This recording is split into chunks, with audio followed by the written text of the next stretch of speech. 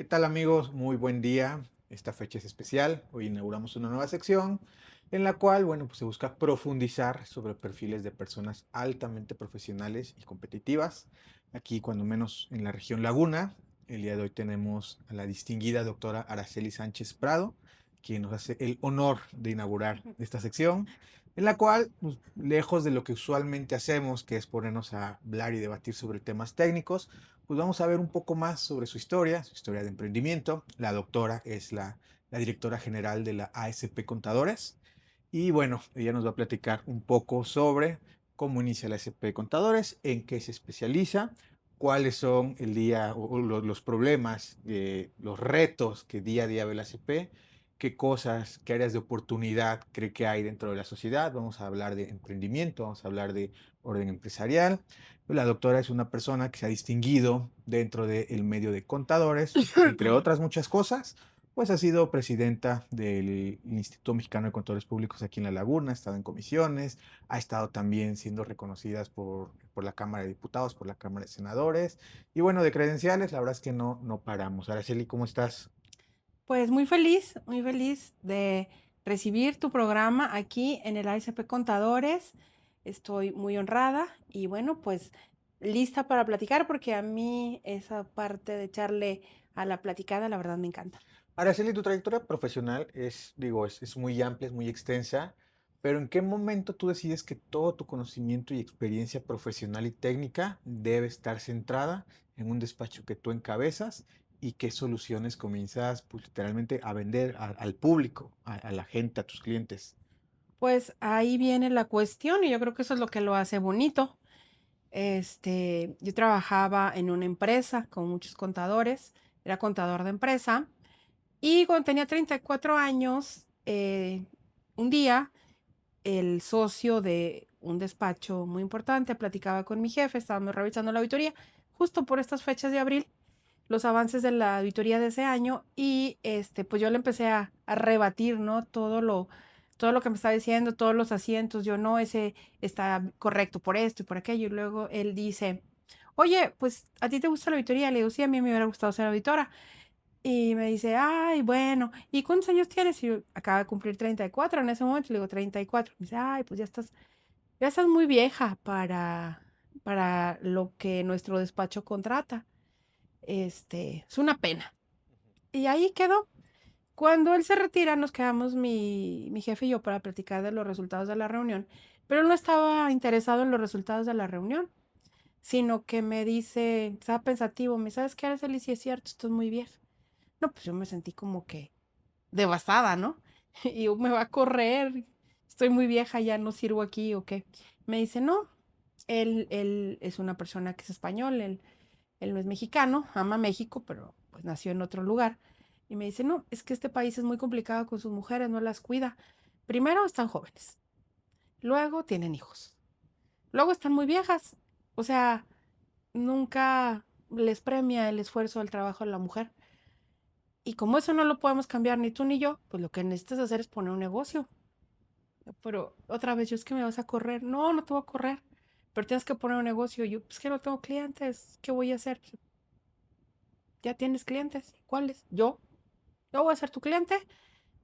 Y ahí empezó. Yo empecé con él como cliente. Inmediatamente, bueno, no era como ahorita a fin de abril, sino más bien a principios de abril. Llamó a otras personas que ahí trabajaban. Digo, ya tienen contadora, ella va a ser su contadora, les va a hacer su declaración. Y el que no quiera, pues que venga y platique conmigo. Pues obviamente era una persona de muchísimo respeto y todos, no, sí, me haces mi declaración, pues ya que, ¿verdad? Y así nació el ASP Contadores. A mí me empujaron, yo quería seguir siendo Godínez y así empecé. El ASP empieza como tantos, empieza en la mesa de la cocina, empieza en una mesita que yo tenía en la sala, más que nada porque entonces pues no había lap, tenías que tener tu compu de escritorio, sí había labs, pero eran como muy caras. Tenías una compu de escritorio y ahí en un pedestal de la sala y en la mesa de la cocina empieza el ASP. Y cuando el ASP crece, empieza a crecer, yo digo, pues vamos a invitar a más personas y casualidades de la vida, pues el ASP cumplió esta parte que ha servido para dar espacio a jóvenes, que es su primer trabajo, son sus prácticas, que llegan a la ASP, a mujeres que en ese momento como yo tenían hijos pequeños y así lo hemos seguido haciendo y ahora pues ya el ASP va como usuaria geriátrica para las que ya pues estamos envejeciendo aquí. Entonces pues eso me hace muy contenta. En primera instancia, cuando pones un despacho, pues sabes que en Torreón hay muchísima competencia en cuanto a contabilidad, en cuanto a impuestos. Yo empecé con lo mío, yo siempre había sido CFO, gerente de finanzas.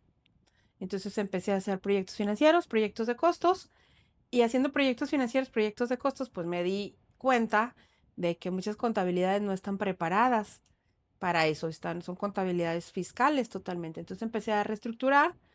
Primer área que llega a la SP es el área de nómina, porque para los costos es vital la cuestión de la mano de obra. Y pues posteriormente me dijeron, pues ya que haces la nómina, pues haz la conta. Y empecé a hacer una conta, dos contas, tres contas. Y entonces ahorita pues nos dividimos en tres. Tenemos el área contable, pues hacemos los impuestos como un despacho normalmente lo hace.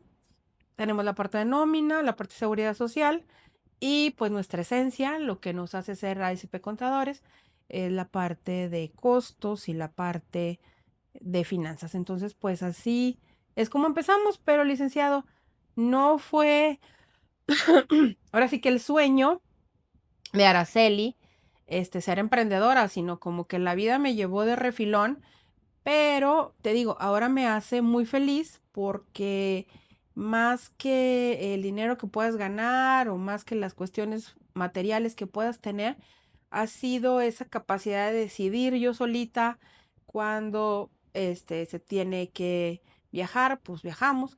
Por ejemplo, ahora que mi mamá, pues ya mis papás ya son mayores, específicamente mi mamá, pues yo la puedo cuidar y no tengo que pedir permiso, ni hacer un memo, ni nada. O sea, esa es la fuerza que te da emprender.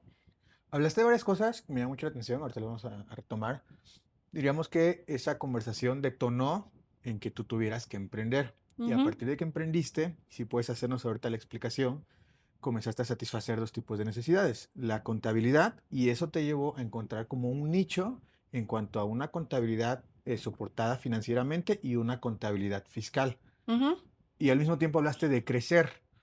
¿Cómo fuiste haciendo para ir encontrando clientes y explicarles que su contabilidad no solamente podía limitarse, entiendo, sería pues llevar un registro contable, sino que podía haber un aprovechamiento a través del análisis financiero, porque eres especialista en finanzas? Así es. Pues mira, yo creo que para mí el detonante o la publicidad siempre fue la recomendación. Yo empecé, como te digo, haciendo declaraciones anuales, lo cual me llevó a hacer una que otra contabilidad chiquita, pero dije, no, pues lo mío son las finanzas. Y encontré pues siempre me había dedicado a la contabilidad en la parte de las empresas, justo a los costos, a las finanzas, a las proyecciones financieras.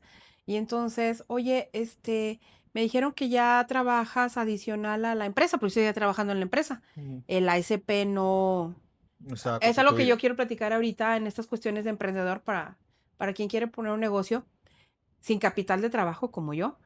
Entonces, ¿sabes qué? Quiero prestar un proyecto para que el banco me preste y entonces yo ya le hacía la proyección financiera. Y luego, oye, ya me hiciste la proyección financiera, ya funcionó, pues ahora quiero que me hagas un estudio de mi nómina y así. Y entonces esa empresa, oye, ¿cómo le hiciste para conseguir ese préstamo? En ese entonces había la parte de Nafins y todo esto de estos préstamos. Bueno, pues que me lo hizo Araceli. Ah, pues yo también quiero. Y entonces así fue como Fuiste empezó. captando.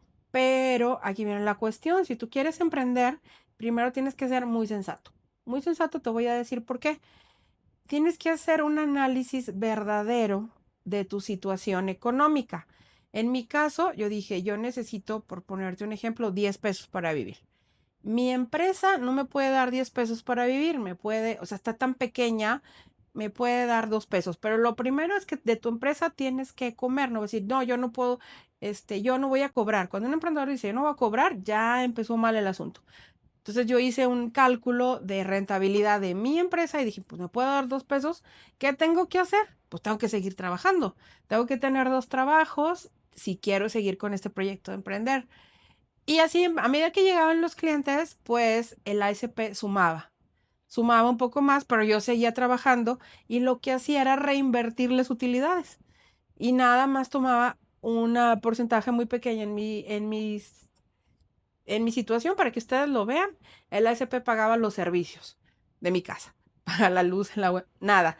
Pero esa era la contribución del ASP para mí y todo lo que quedaba era para reinvertir porque pues obviamente necesitaba computadoras, necesitaba tener una copiadora, necesitaba tener una impresora, cosas de esas. Licencias, ¿no? También. Licencias, sí. Entonces, un servidor ya después. Entonces, todo se iba quedando, y no crean que fue un proyecto, una cuestión rápida.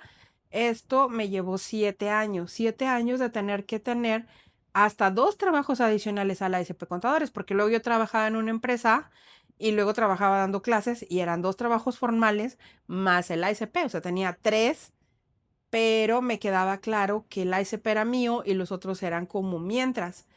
Y en el año 2013 llega este momento donde la SP ya está más grande y entonces llega el momento de decir, pues si tengo tienda, la tengo que atender. Y claro que te da un miedo horrible porque te quita esa seguridad que te da la quincena siempre ahí o el aguinaldo. Entonces ya no tengo quincena, ya no tengo aguinaldo. Y entonces ahora sí, ya dije, o sea, tenía un chorro de miedo. Dije, bueno, por si el ASP no jala o no me puede dar ahora sí lo suficiente para vivir, pues voy a vender menudo, pero ya voy para adelante. Con otra de que tienes que tener tus gastos súper amarrados y saber que vas para atrás. En este caso yo no tenía el mismo sueldo que tenía en ese momento en mi trabajo, pues no me lo iba a dar el ASP Contadores, entonces llegó el momento de empezar con la deuda, la tarjeta al mínimo, pues no, si íbamos a un restaurante 2 veces al mes, pues igual y no vamos a ir ninguna vez al mes, pero tienes que dar ese para atrás porque no puedes seguir manteniendo el mismo nivel porque se te va a ir el alma al cielo. Y en ese momento mi hijo va a entrar a la prepa. Entonces yo le dije, hijo, si no puedo, pues vas a ir a otra escuela si este proyecto no va para adelante. Entonces siempre tienes que caminar no forzándote a, es que tengo que forzar el negocio a la vida que yo tengo. No, tienes que ir como parejeando para que no te acabes ese sueño. Entonces, pues así, gracias a Dios, empecé con menos dinero, que ya no tenía muchas cuestiones, pero poco a poco trabajando mucho.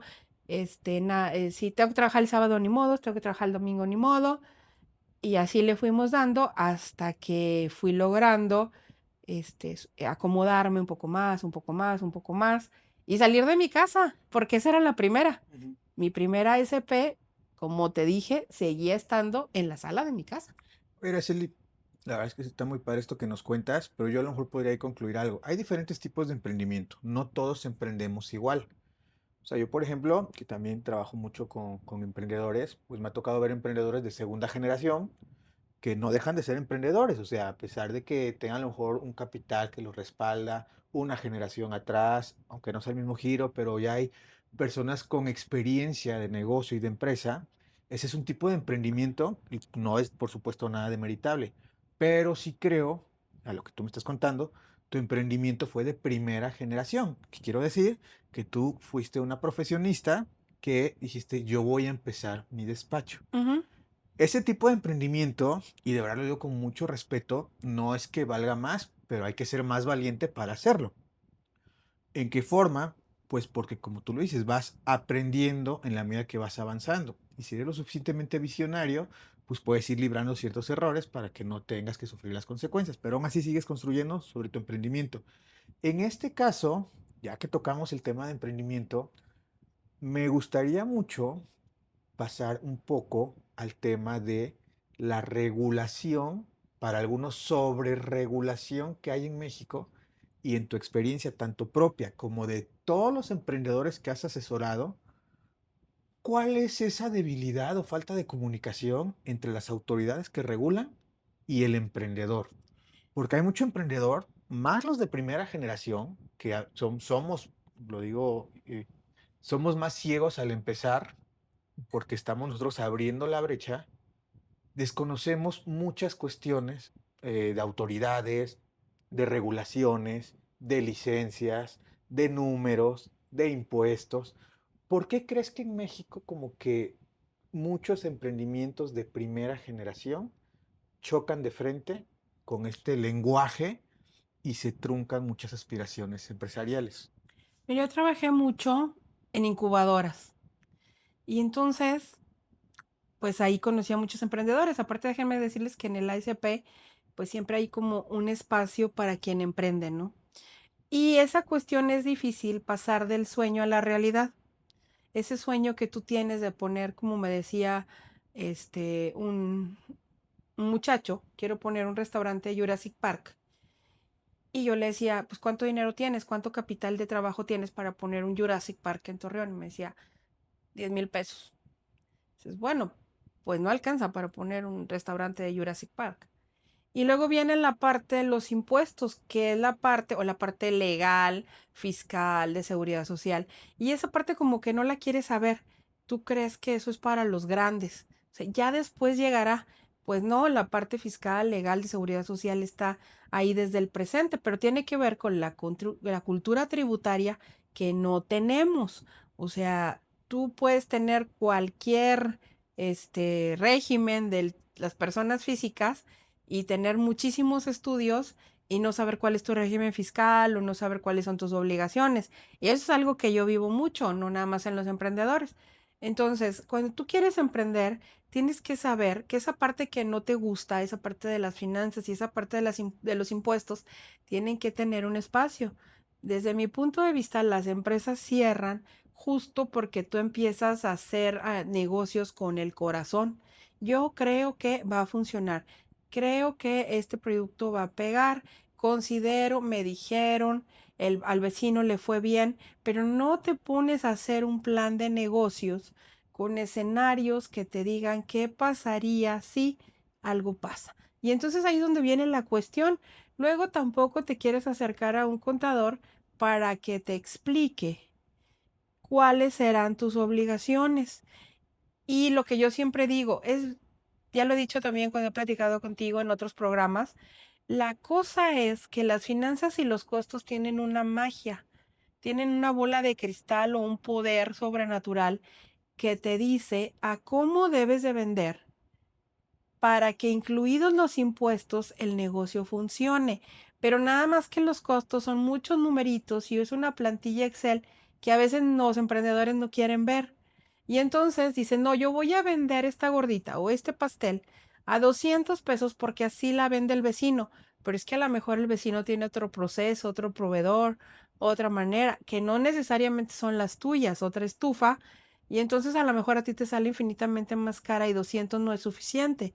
Y entonces quedarte con el IVA no es la opción y no dar el seguro tampoco es la opción, porque cuando las cuestiones pasan en un país de una fiscalización feroz y ruda que ya no deja fuera a los pequeños, pues te metes a 10,000 problemas que luego cierran tu negocio o te desmotivan totalmente. Entonces, sí creo que debas hacer como una pausa. Primero, para ver la parte de adentro, que tampoco nos gusta, porque es la que yo te decía, ¿cuánto cuesto yo ahora y cuánto estoy dispuesto a ceder para que mi negocio esté capitalizándose y no me lo empiece yo a comer? Esa parte, pues también como que te duele. Y la segunda, pues es la parte de tampoco quiero ver qué obligaciones tengo, ni tampoco quiero hacer una hojita Excel para ver cómo me va. Entonces yo haría esas dos pausas y con eso yo creo que, pues, muchos negocios se pudieran salvar. Ya hablamos de, bueno, ya tocaste el tema, que es inevitable, SAT, IMSS y por supuesto Infonavit. En el tema del SAT, y hablando tanto de emprendimiento como ya de empresas constituidas, ¿qué consideras que es lo más básico que debes entender? O sea, porque a veces creo que en México se ha exotizado, no por parte de los ciudadanos, no del grueso en general, sino como que nos han escondido mucho. O sea, a mí, si me preguntas como abogado, creo que hay cosas que pudieran decirse en la ley mucho más sencillo, en leyes más sencillas, y a lo mejor eso le daría entendimiento a las generaciones desde más jóvenes para saber hacia dónde van caminando. Es muy, a mi consideración, a veces muy rebuscado encontrar las respuestas dentro de la ley. Digo, para eso estamos y eso nos dedicamos. Sin embargo, luego me pongo a pensar, bueno, si a uno que está inmerso en esto a veces le cuesta, pues como que entender qué dijo el legislador y ahora qué dice el SAT y por qué sacan unas leyes diputados y por qué luego el jefe del SAT viene y saca otra cosa que no necesariamente complementa esto, o sea, esa clase de cosas.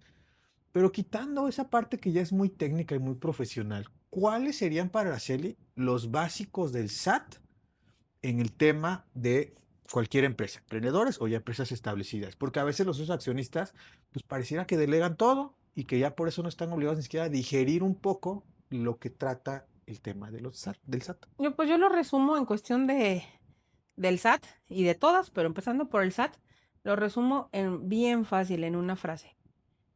Tienes que pagar impuestos. Ya, ahí lo resumo. Pero es que no hay calles pavimentadas, es que no hay agua en Torreón. Entonces, eso amerita otra decisión, otra instancia. La básica es tienes que pagar impuestos. O sea, no te estamos preguntando. El 31, fracción 4 dice que tienes que contribuir. Pero ¿tú crees que este descontento, digo, no soy el abogado ahorita de nadie, pero este descontento que existe, que sí está correlacionado entre lo dijo un personaje de la política farandulera, muy, muy de moda ahorita, el tío Rich en algún momento dijo, ¿cuál es el problema? Que pues cuando tú ves los servicios, pues dices, bueno, no se ve reflejado lo que estamos pagando. Entiendo perfectamente lo que dices, es que no puedes ver si te parece lo que te están dando para pagar tus impuestos. Tú de cajón paga impuestos. Pero luego viene la gran pregunta que es la que muchos desconocen o desconocemos. ¿Qué es cuando el artículo 31, fracción cuarta, habla de pagar, de contribuir al país de forma proporcional y equitativa? ¿Cómo valoramos, digo, financieramente tú nos puedes decir qué es lo proporcional y qué es lo equitativo?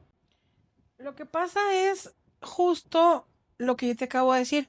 Cuando uno pone su negocio en un papel, cuando tú haces este presupuesto maestro, tú sabes cuánto vas a pagar.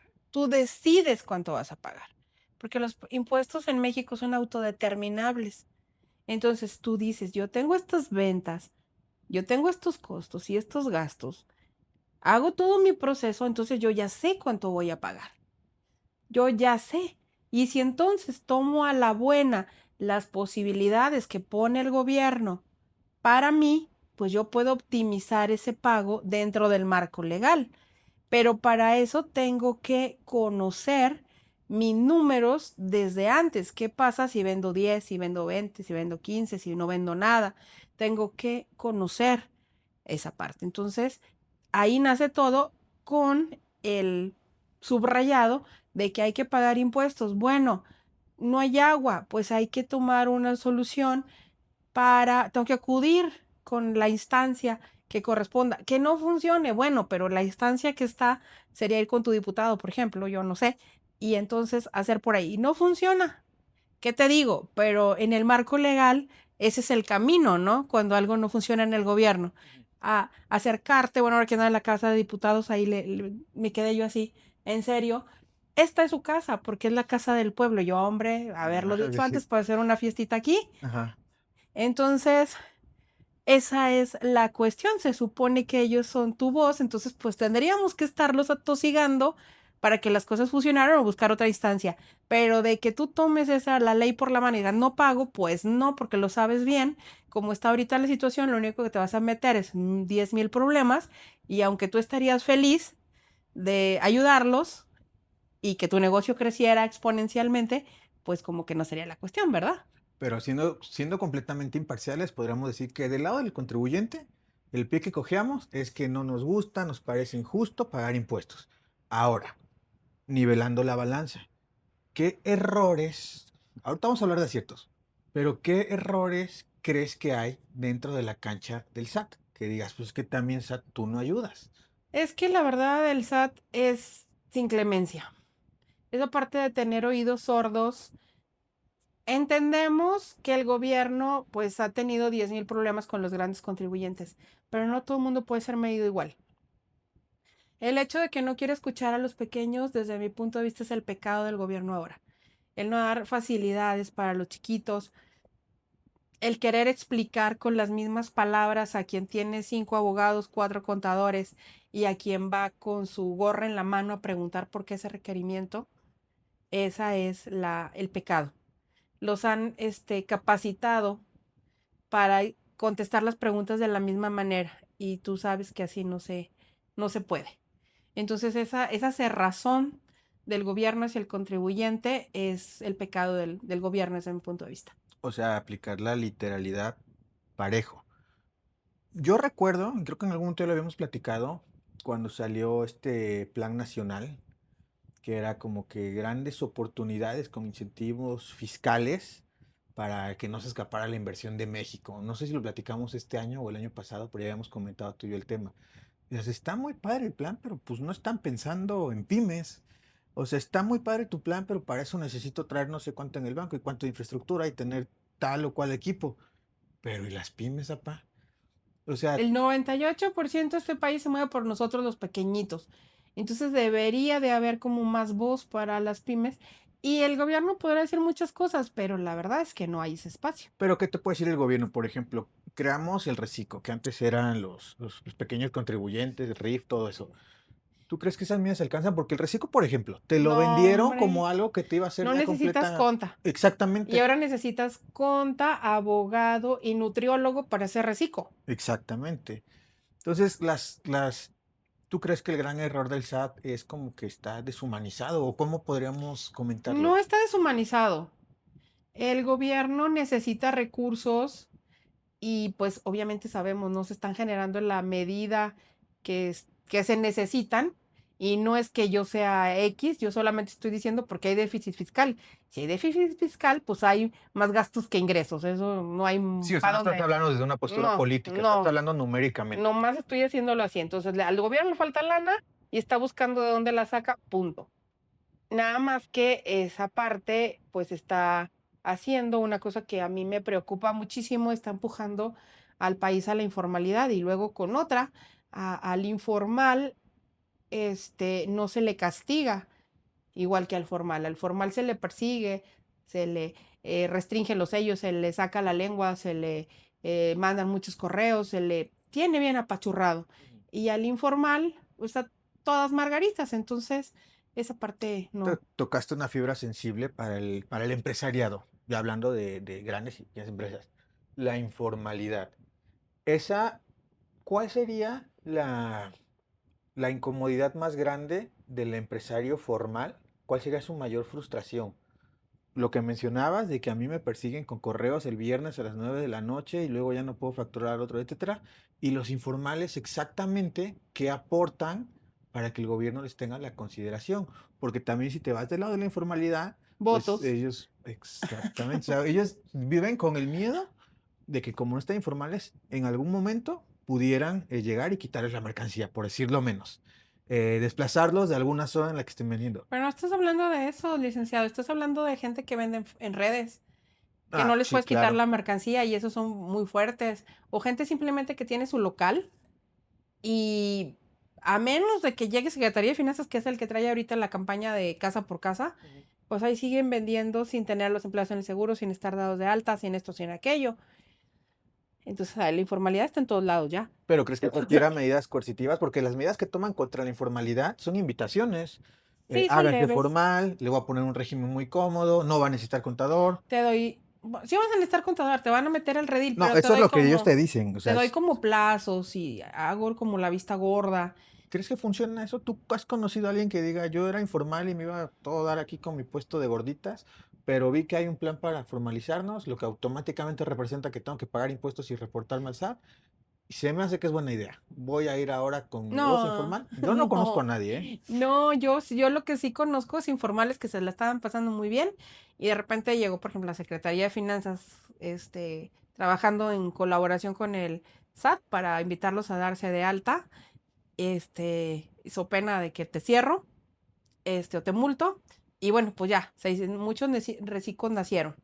Pero ahorita el IMSS cada vez presenta números más bajos. Eso quiere decir que los patrones están diciendo no puedo. Cada vez las empresas informales crecen. hay datos devastadores que yo ya he platicado en otros espacios, donde cada vez este país lo está moviendo la informalidad y eso es sumamente preocupante y sumamente triste. Vamos al tema del IMSS, ahora que lo mencionas.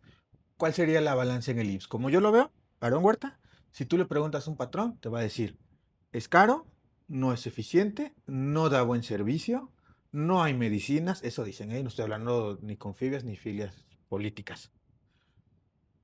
Pero tú dices, bueno, es que al final del día es necesario garantizar que cuando menos este sistema que se señala o se acusa de que no es suficiente y no da abasto, pues que sea quien responda en caso de una tragedia, accidente o eventualidad, sin mencionar casos específicos.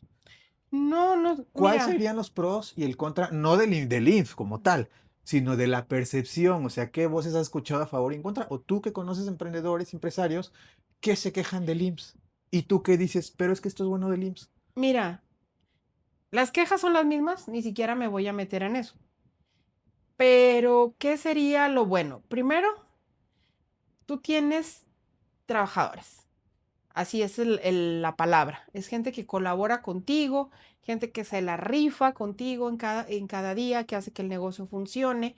Entonces, esas personas necesitan casa, esas personas necesitan salud y esas personas necesitan Vejez. apoyo cuando envejezcan. Eso es como que prácticamente el sentido del IMSS. Una cuestión es que el IMSS en estas cuestiones de política y de, pues ahora sí de que, yo no sé cómo decirlo, populismo, hayan hecho de un IMSS, que un IMSS es un organismo tripartita entre patrones, trabajadores y gobierno para dar servicios de salud, de pensión y después ya de vivienda, pues de repente ya metieron ahí a muchísimos más mexicanos. Y entonces, por cada mexicano que paga su IMSS como trabajador, hay un montón que son de otros programas. Entonces, pues por uno, hay muchos, porque era este patrón y cada trabajador suma pues a 5, cuando menos. Esposa, y no estoy diciendo que tenga 5 hijos, esposa, 2 hijos y sus papás, pone a 5 por un salario mínimo. Échale. Es la salud de 5 personas por el pago de un salario mínimo. Entonces es muy caro por uno, pero ese va para 5. Y luego todavía pones todos los demás programas que dan seguro y que están viviendo del mismo instituto porque el gobierno le da los mismos recursos al IMSS. Entonces, pues ahí ya falta. Pero eso es cuestión del gobierno y la está cargando a los patrones. Y ahorita el IMSS es caro, pero lo que se está haciendo muy caro es la parte de las pensiones. El RCB sube y sube y sube. Y ahorita ya te llega cada bimestre y tú te quieres desmayar. Entonces, pues eso hace que tú digas, no quiero estar aquí, quiero irme a la informalidad. Entonces, esa es la cuestión, pero el IMSS es la gran salida de salud para todos los mexicanos. O sea, ¿cuántas personas en Torreón nacieron en el IMSS? Muchísimas. ¿Cuántos estaremos en el IMSS? Muchísimos. ¿Cuántas personas tienen gastos médicos y recursos para estar en la medicina privada? Muchísimas. Pero una vez que eso se acaba o que hay una enfermedad catastrófica, todo el mundo, ¿qué es lo que te dice? Vete al IMSS. ¿Por qué? Porque ya no hay más. Entonces, ¿qué pasó en la pandemia COVID? Ricos y pobres anhelaban una cama en el IMSS porque el servicio estaba en el IMSS. Entonces, los médicos están en el IMSS. Las máquinas que usan los médicos están en el IMSS. Nada más que esas máquinas y esos médicos son para demasiadas personas, pero aún así es la alternativa de salud que tú tienes. ¿Y tú crees que sea más o menos, yo creo que sí, la misma problemática, por ejemplo, con el SAT? Los patrones saben que hay que cumplir obligaciones, pero a lo mejor no dimensionan todo lo que van a ayudar o cuando menos proyectar ayudar el pago de sus obligaciones patronales. ¿Qué voy con esto? Dijimos, bueno, se nos hace que pagar impuestos, pues si te pones a pensar para qué se debería utilizar, dices, ok, ¿cuál sería a lo mejor la falta de visión del patrón? ¿O cuál sería tu recomendación para que entiendan que no es un tema de la cantidad que voy a pagar en el bimestre, sino lo que tú estás proyectándole a largo plazo a tu trabajador. Creo que a veces eso es lo que no se entiende, porque solamente lo asociamos con medicinas o una atención médica de la cual me quejo.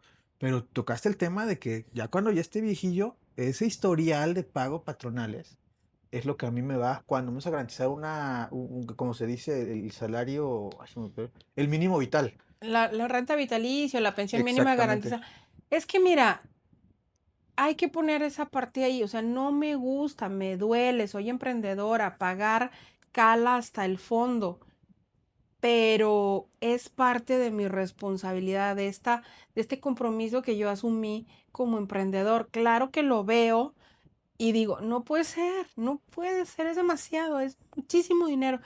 Pues sí, pero ahí está, y digo, bueno, quiero estar en este camino de la formalidad, pues es parte de cumplir. Volviendo a lo mismo, una cosa es lo que yo tengo que hacer y otra cosa es que el IMSS no lo use como debería o que el gobierno no pavimente o no jale la luz o no haya agua. Eso ya sería otra cosa y habría que buscar otras instancias que yo creo que sí nos tenemos que dedicar los mexicanos a buscar esas instancias o a presionarlas, a cambiarlas o yo qué sé, para empezar a exigir más fuerte todo eso. Pero, pues es lo que le digo a los patrones, es que el IMSS es eso. ¿Cómo le decimos al IMSS? El seguro. Entonces el IMSS es un seguro. Cuando una cosa difícil sucede, tú tienes ese respaldo. A mí no me veas. Tú acude al IMSS. Hubo un accidente, acude al IMSS. Tengo una enfermedad catastrófica, acude al IMSS. Mi hijo necesita atención médica especializada, acude al IMSS. Es como un deslindarte y tú seguir trabajando, porque de lo contrario traes a tu mesa a un montón de autoridades, a las laborales, a la Secretaría del Trabajo y al mismo IMSS y hasta el SAT, porque los tres son chismosos y le hablan. Ujú. Entonces es como decir, le pasó algo a una persona de las que está conmigo en mi team, yo le digo, va al instituto, el instituto se tiene que encargar de darte ese servicio. Y pues para eso está mi pago a tiempo, etcétera, etcétera. Pues sí, Entonces, porque las tragedias no las puedes anticipar. exacto. Y aparte no es solo tragedia de accidente. Ujú. Hay bebés que necesitan atención cuando nacen, hay enfermedades catastróficas en familiares cercanos. Entonces, pues para eso, tú dices, bueno, yo como patrón, pues digo, ahí está, mi salida es, yo te tengo protegido, atiéndete. Y aparte te da como paz mental. Dejando un poquito de lado a los empresarios y a los patrones, que es como que la parte que le toca ser vigilada Mm. por SAT, ¿cuáles serían los no que tú les dirías como consejo a los trabajadores en temas de IMSS? O sea, si tú le tienes que dar un consejo a un grupo de trabajadores respecto al comportamiento de su patrón en temas de nómina, ¿qué le recomendarías a los trabajadores? Porque hay muchas malas prácticas que a veces son pues, cabildeadas entre patrón, entre acuerdos que hacen patrón y trabajador. ¿Cuáles serían los no que así le dirían los Lo trabajadores? primero cuando te digan, te pago por fuera porque pagas muchos impuestos. No. Este, vamos a tener reglas fuera del marco legal. No. Cuando tu señora te diga que te den de baja porque el Infonavit nos está dejando sin chivo. No. Son los grandes no que duelen y que pesan, pero son los no. Pero podrías explicarle, porque a lo mejor es lo que muchos trabajadores, si lo ven de una forma simplista, mi patrón me dijo que si hacíamos esto, voy a ver más en mi quincena, voy a ver más en mi semana. Vuelta a lo ¿Les puedes mismo. explicar a los Sí, trabajadores de es qué que trata? estás pagando un seguro y nadie quiere pagar seguros. Estás pagando por algo que tal vez no suceda nunca. Pero si volvemos a lo mismo, sería como repetitivo. Pero si tuvieses un accidente, ahí está el seguro para ti. Si tu hijo por nacer necesitara atención, el seguro está por ti. Esa casa que anhelas para ya no vivir con la suegra, ahí está el Infonavit. Ahorita no lo ves porque eres un chavo de 20, pero a todos nos llega la edad. Entonces ahí estará esa pensión, porque déjame decirte que con la pensión del bienestar estarías viviendo bastante complicado y aparte asegúrate que en 40 años que tengas 60 exista la pensión del bienestar. Entonces, tú estás trabajando por tu futuro, por tu familia, por tu casa, cuando las cosas no están pasando, estás trabajando en las épocas buenas y claro que duele y prefieres esos pesos en la bolsa que en la bolsa del gobierno. Pero créeme, cuando un acontecimiento difícil llega a tu vida, todos estos pesos hasta se multiplican, porque ¿cuánto te costaría esa tensión? ¿Cuánto te costaría, bueno, el estrés o el no tener un espacio para tu familia en tu casa? Y pues definitivamente cuando ya la fuerza no te da, cuando la rodilla te tiembla, definitivamente el hecho de saber que cuentas con una pensión, pues eso te hace ser un adulto mayor en plenitud, más fuerte, más empoderado. De perdido tengo estos pesos y son míos hasta que yo me muera. Esos son, las grandes cuestiones. ¿Y cuáles serían para ti los claroscuros del Infonavit? Porque ahorita lo mencionaste y a lo mejor hay quien no distinga por qué pago IMSS y qué es entonces el Infonavit. Si, ¿cuál serían para ti recomendaciones tanto para patrones como para trabajadores en temas de Infonavit? Pues mira, yo lo veo el Infonavit y el Fonacot, incluso el IMSS, en otros países son cuestiones que el trabajador paga solo. De su sueldo, él tendría que pagar su salud, él tendría que pagar su crédito de vivienda, él tendría que hacer su plan de retiro. En México toda esa carga cae en el patrón. Y pues para mí es un claro oscuro ese. ¿Y yo por qué? ¿Por qué voy a pagar yo el Fonacot, que es la tarjeta de crédito del trabajador, y porque yo tengo que llevarle un control y andarle haciendo el proceso administrativo? Pues es mucho. Pero yo lo que le diría al trabajador es esa parte de finanzas personales. Organiza tu vida. Si tú tienes un sueldo y vives más allá de las posibilidades de ese sueldo, te vas a estampar. Eres como un coche que va a ir librando obstáculos hasta que se estampe. Entonces tenemos como que ser súper, súper organizados, de que tengas que meterle durísimo, de que tenga que hacer el team familia. Se tienen que hacer muchas cosas, pero ya estamos otra vez del lado de las finanzas personales, porque cuando tomas el reto de tener una casa, pues estás comprando una casa igual que si la compraras al banco o igual que se la financiaras a alguna otra, institución del sistema financiero. Eso no es un regalo, ¿eh? Eso es algo que se tiene que pagar. Que el gobierno y el Infonavit tengan ahora el Infonavit, las viviendas del bienestar, bla, bla, bla, pues eso será muchas cosas, pero se tienen que pagar. Entonces, no es nada más voy a sacar una casa, es voy a poder pagar esa casa. Esa es la respuesta que tengo que atender.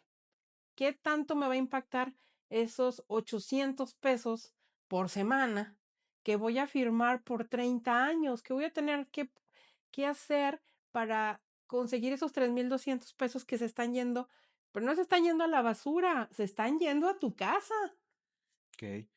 Ya para ir cerrando un poco, retomando la esencia de la ASP, que ya hablaste mucho de cómo funciona.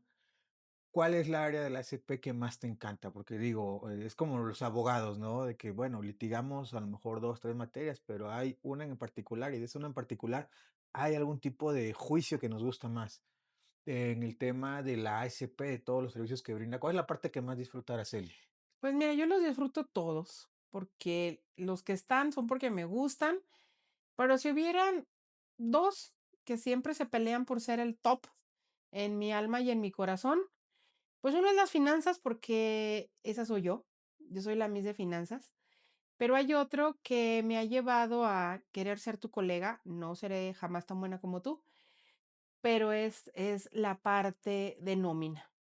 El hecho de que las relaciones patrón-trabajador sean más cordiales, más claras, el poder ayudar a hacer una nómina que al patrón le beneficie dentro del marco legal lo más posible, que el trabajador tenga el debido cumplimiento, que esté protegido, que tenga su sueldo integrado de la mejor manera, pues para eso estoy, complementando estos estudios, porque esa es la parte que a mí me gusta. Y tuve una conferencia este lunes con una contadora de Cross Nacional, contadora Juliana Guerra, y ella dijo, lo que pasa es que dentro de la contaduría, dije, mira, no lo había pensado así, y es cierto, la parte de la seguridad social es el rostro humano en la contaduría, porque ahí está donde verdaderamente dices, mi trabajo está sirviéndole a alguien más, a alguien que yo estoy viendo porque le estoy haciendo su nómina cada semana.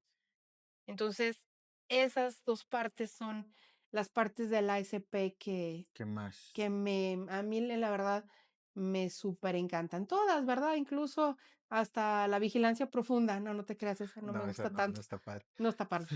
Oye, Araceli, y ahora sí para concluir, no quisiera yo que pasara desapercibido algo que sé y conozco muy bien.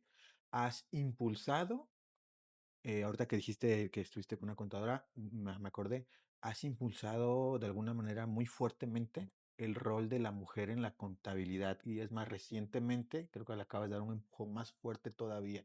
Ya para concluir, quisieras contarnos un poco de esa experiencia que a mí me habías ya compartido anteriormente, que recientemente pues tuviste por ahí un mérito muy importante para destacar el rol de la mujer en la contabilidad. Pues mira, a lo largo de mi vida, esto que me decía mi jefe de que como mujer, si bien es cierto, nunca he estado así como que en batallas o en cosas muy rudas, pero sí se siente la diferencia, cuando te ven, digan feo, o te pasan cosas que tú dices: "Ah, caray, a los caballeros no". Siempre el ASP ha tenido espacios para las mujeres. Como contador, en la medida de lo posible, me gusta escribir sobre esto, sobre estos roles, sobre impulsar, sobre cambiar, sobre todo para las nuevas generaciones, para las nuevas chicas que vienen con toda la actitud. Y esto, el Instituto Mexicano de Contadores Públicos, en el marco del Día de la Mujer, hizo un reconocimiento a las contadoras con el apoyo de diputadas y entonces, pues bueno, nos tocó recibir este reconocimiento de parte del colegio, pues en la Cámara de Diputados, como les decía, conocí la Casa del Pueblo y entonces, pues ya ahí fue donde dije: "Válgame, vamos a ver cómo se hace para tener un espacio aquí". Pero ¿de qué trata tu artículo? Es lo que me gustaría. Este artículo, ¿de qué trata? Justo de eso, de emprender, del camino que tiene que, hacer una mujer para emprender en la contaduría, cómo tienes que acomodar esos roles de mamá, de esposa, hija, contadora, estudiante, para balancear, poner todo en esa olla y poder ser una contadora contenta. Más que exitosa, contenta. Excelente, Araceli. Pues muchas gracias Mm. por habernos dado la oportunidad de conocer un poco más a profundidad del perfil de tu despacho, lo que tú estás haciendo, cómo estás destacando, cómo estás poniendo más en alto todavía el perfil y el rol de la mujer en la contabilidad y en todas las áreas. Pero sobre todo, pues con, creo yo, una observación en general muy imparcial. No es todo pro contribuyente ni todo pro autoridad. Creo que todo se compone de balances y el hecho de decir con toda claridad, a ver, creo que esto las autoridades están fallándonos en esto, creo que los patrones están fallándonos en esto y ojo trabajadores porque esto no es necesariamente bueno. Y pues con todo el conocimiento y la experiencia que tienes, el habernos dado un espacio, pues es para nosotros un alto honor. Muchísimas gracias, doctora. Bueno, pues ya tienes en el ASP tu casa, Lo sé. aquí está fresquito, entonces cuando quieras venir, encantado. Sí. Muchas gracias.